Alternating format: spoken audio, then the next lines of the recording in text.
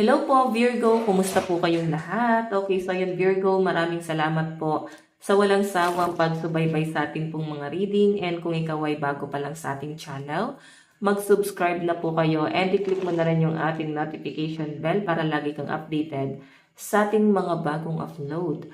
Okay, so yun, Virgo, ang reading pala natin is ganap sa'yo this week, no? Weekly reading. Okay. So bago tayo guys mag-start, sa mga interesado pala sa ating private reading, wishing candle and cord cutting, iiwan ko na lang po yung link ng aking Facebook sa atin pong description box below. Okay? Tingnan natin Virgo, ganap sa'yo this week. Ganap po kay Virgo this week. Virgo, Sun, Moon, Rising, and Venus sign. Ganap po kay Virgo. Virgo, Sun, Moon, Rising, and Venus sign. Ganap po Spirit. Okay, so meron tayong justice, cause and effect, truth, get what is deserved. So, nakikita ko dito, wag mo daw ilagay sa kamay mo yung kaparusahan or karma, ganon, ng isang tao. So, parang sinasabi nga nila na ipagpasa Diyos na lang, or pwedeng kung ikaw itong nakagawa ng mali, Virgo, pwedeng kung ano yung tinanim mo, siyang aanihin mo. So, mag-iingat ka. Okay? Ay, no? Cause and effect. Kung ano yung ginawa mo, siya yung magiging resulta. And makukuha mo kung ano yung magiging nararapat para sa'yo. Okay? Mag-iingat tayo, guys, no? Kung medyo impulsive tayo this week. So, mag-ingat lang, guys. Yan po yung pinapakita sa akin. So, tingnan pa natin. Okay. Virgo, Sun, Moon, Rising, and Venus sign. Gabay, kapalaran, Spirit Guide.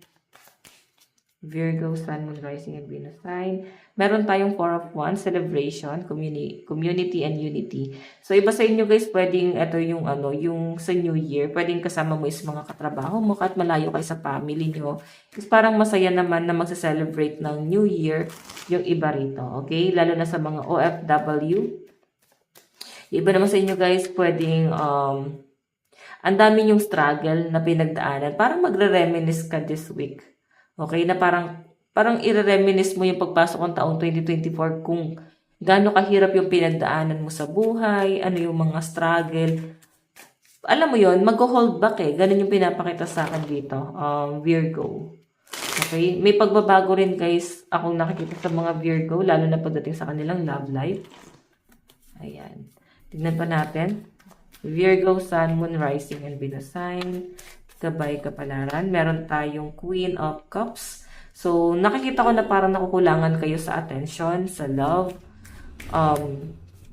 Parang hindi kayo guys nabibigyan ng love talaga. Basta may kulang, no? Parang gusto mong mapunan yon. Pwedeng hindi mo guys nakukuha sa family mo yung attention.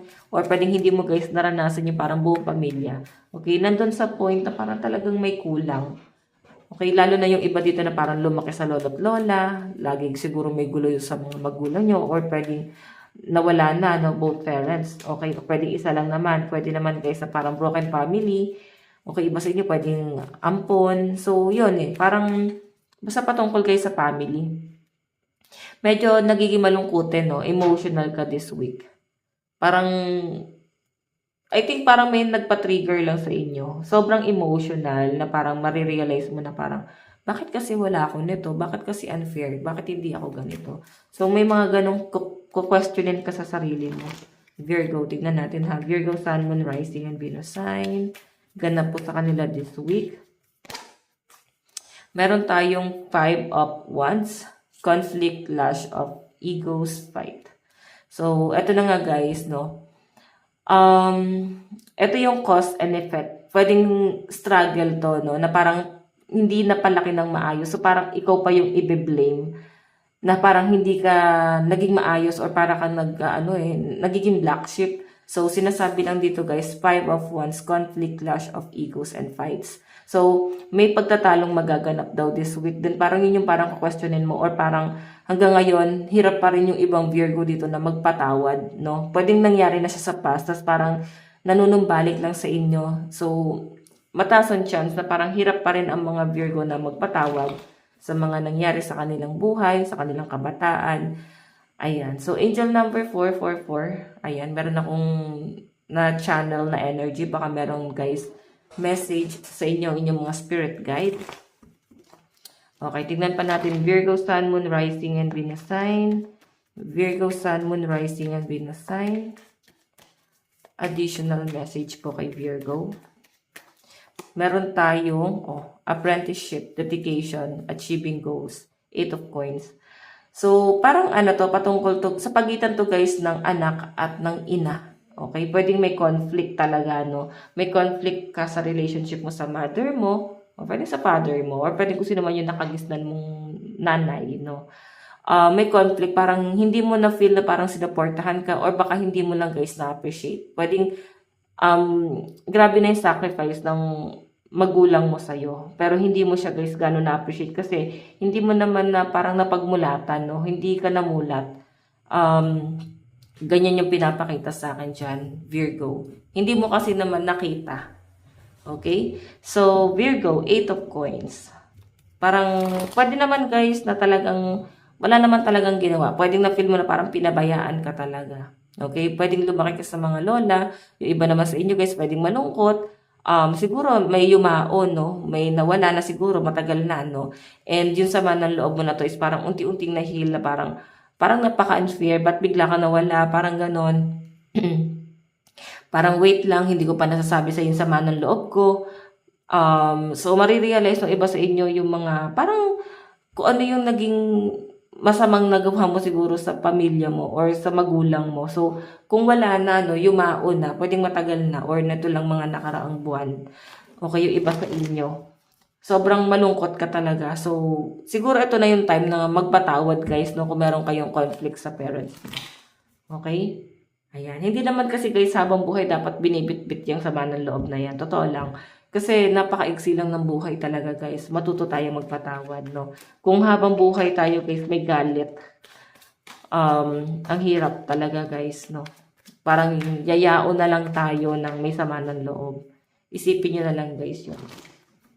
Kung mas pipiliin nyo yung peace of mind. Tignan natin guys, additional message. Virgo, meron tayong the Hierophant. Okay. Meron tayong Queen of Pentacles. So, meron ako guys nakikita ditong communication.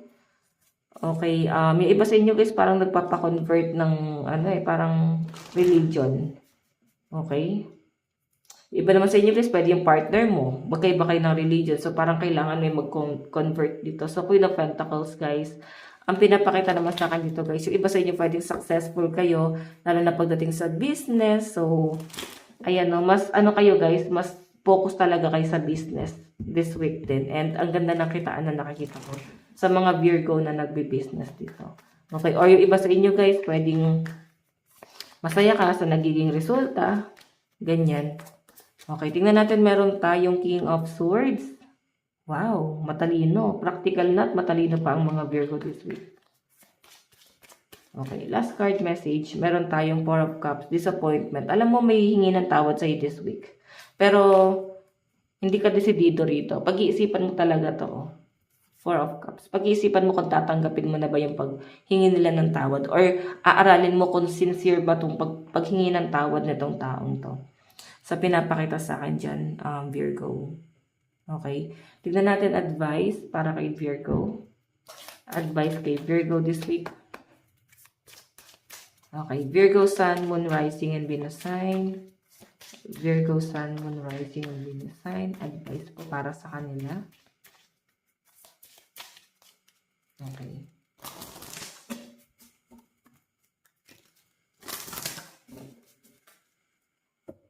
Yeah. Nagulo. Okay, usin ko lang to guys.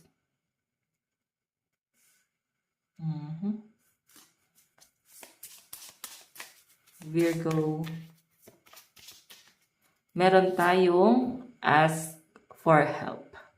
Okay, wag mo daw guys masyadong saluhin lahat, no? Na parang napaka-strong mong tao. So, sinasabi lang dyan guys, humingi ka ng tulong. Walang masamang humingi ng tulong, especially sa mga gabay mo. So, paano ba makipag-communicate? Ayan, meron akong binigay na angel number sa inyo. And, na-channel ko siya. I think meron gusto sabihin sa inyo yung mga spirit gabay nyo. Okay? So, guys, ay basahin natin. You are constantly giving to others, yet rarely receiving what you need. then it's time to ask for help. You're not superwoman, so there's no need to do it all yourself. You have an army of angels on speed dial, okay? Give them all call, okay, give them a call, communicate your needs, and learn to receive, dear one, when we're open to the help that's all around us.